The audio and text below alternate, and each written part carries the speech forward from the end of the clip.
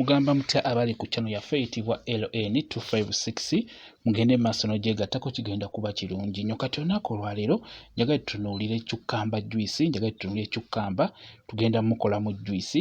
Cukkamba y'oyo gw'olaba ayitibwa cukkamba, naddala ewaffe wano e Uganda cukkamba asinga bw'atyo bw'abeera afaanana. Kati cukkamba ono tugenda mukolamu ka juice. Ka juice ka cukkamba kalungi nnyo, kabeera kawoomu, simanyi oba mbadde mukimanyi ekyo. Oyo ayitibwa cukkamba, tugenda mukolamu ka juice. Kyenkusaba sooka obikwate byonna wamu, kwata tugenda kukozesa akatunda, tukozese cukkamba wamu n'akatangawuuzi. Sooka obiteeke mu kantu obyozeeko n'amazzi agookya oba n'amazzi agabuguma, obuwuka busobole okufa. Okitegedde bulungi nnyo. Ebiseera ebisinga buli w'okola juice nga tosoose mmwozaako kuba nga bicaafu, ebiseera ebisinga juice oyo aba asobola okkulumya olubuto bulungi nnyo, asobola okkulumya olubuto. Kati n'olwekyo sooka obyozeeko bulungi nnyo, n'oluvannyuma otandika obbikolamu juice nga bw'olaba. Cukkamba waffe njala osooka ne cukkamba omuwaateko bulungi nnyo, omuwaatako obukuta, tetugenda kubirako kakuta ka kungulu, kawaateko. Bw'omala musaliresalire mu blender nga bw'olaba, tandika omusalirasalira mu blender. Cukkamba oyo mulungi nnyo, njagala tumukolemu juice. Ogenda kuwoomerwa ate ekirala ogenda kwejjanjaba. Njagala mukimanye nti ebintu ebyo ebibisi, singa oli ebintu ebyo nga bibisi oba n'obikolamu juice, juice oyo n'obeera ng'omunywa oba ogenda kwejjanjaba, obeera ofunye nnyo omugaso mu ekyo ekintu ky'obeera onyweddemu juice oba ky'obeera olidde nga kibisi. Kati cukkamba w'omumala omuteeka mu blender, funa n'akatangawuuzi nga katini nako kateekemu, toteekamu nnyingi, kisinziira juice ekipimo ky'ogenda okkuba. Kati omala kuteekamu akatangawuuzi nga bw'olabye, funa obutunda. Obutunda tufunye butono, tetwagadde kuteekamu butunda bungi, twagala cukkamba oyo yaba abeera asingamu. Twandikubye na cukkamba yekka, naye njagadde tugattemuko ne katunda katinitini wamu n'akatangawuuzi. Kateekamu bulungi nnyo nga bw'olaba, teekamu akatunda. Bw'omala okuteekamu obutunda obwo, teekamu ku tuzzi bulungi nnyo. Bw'omala okuteekamu otuzzi njagala obikube. Bw'omala obbikuba bulungi nnyo, ofuna akasengejja.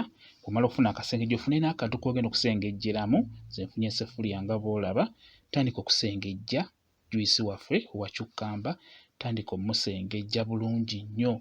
Bw'omala omusengejja bulungi nnyo, nkusaba oddemu omusengejje n'omulundi ogwokubiri. Ddamu omusengejja omulundi ogwokubiri nga bw'olaba. Musengejja omala omuse. Bw'omala omusengejja, funa akantu mw'ogenda omutereka.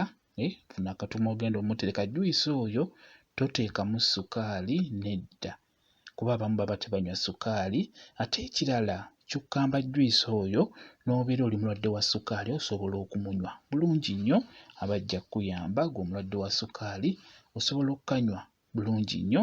Kati awo osobola okufuna akagiraasi n'oteeramu omwami wo, n'omutera ku dayiningi, n'omutera kamenza n'abeera ng'anywako, agenda kuwoomerwa bulungi nnyo. Ka juice akavudde mu cukkamba bwe katyo bwe kabeera kafaanana nga bw'okalaba, kawoomu nnyo. Ne bwe muba temuli ssukaali osobola okkanywa ate n'okawoomerwa. Keeko ke bayita cukkamba juice, bw'atyo bw'afaanana. Cukkamba mulungi nnyo, ajjanjaba, agoba bulungi nnyo enkanyanya. Buli w'omunyiikirira n'obeera ng'omunywamu juice, kimanye nti tojja kufuna nkanyanya, ojja kuba n'olususu nga lulungi nnyo, nga ludda buto.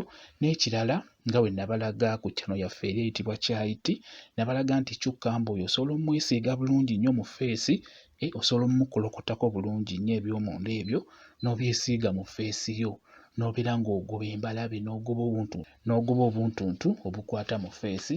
Cukkamba oyo mulungi nnyo, ddagala, ate nga osobola omunywa n'omuwoomerwa ate nno nga wejjanjaba. Bwe kityo bwe kiri. Tutunuulidde cukkamba juice engeri gy'omukolamu, bw'otyo bw'oteekeddwa omukolamu ng'oyagala okuwoomera, ng'oyagala omufunemu ekyo kye weetaaga. Bw'otyo bw'oba omukola, tomunyweramu ssukaali singa obeera oyagala omufunamu ekirungi. Bwe kityo bwe kiri. Mwebale nnyo okubeera ku channel yaffe eyitibwa LN256. Mugende mu maaso n'ogyegattako, kigenda kuba kirungi nnyo. Mubeere bulungi, mweraba.